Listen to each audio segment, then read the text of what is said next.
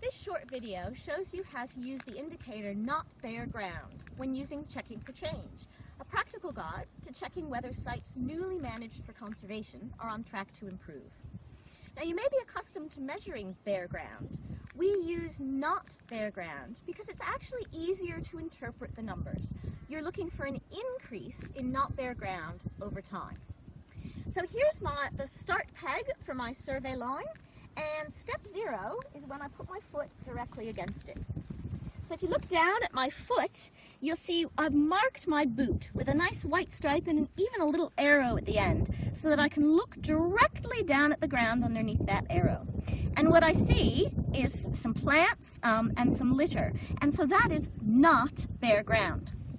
So what I'll do is get to my data sheet and I'll mark for step 0, tick, not bare ground at that step. That's step 0, then I go to step 1. For step 1, if I look directly down that arrow, what I find is bare ground. So I don't mark anything on my data sheet.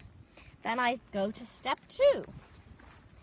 Again, I look at my little arrow and what I see are some live plants. So that is not bare ground. I go to my data sheet for step 2, I put a tick because that is not bare ground. I'll do that for all steps along my survey line. And when I get to the very end, at the very end of my data sheet, I will simply add up the number of ticks for areas that were not bare ground. That might be something like 15. I'll divide by the number of steps that I've taken, which should be around 50, but it could be a bit more or a bit less. Do the maths there, multiply by 100, and that gives me the percent of the site that is not bare ground.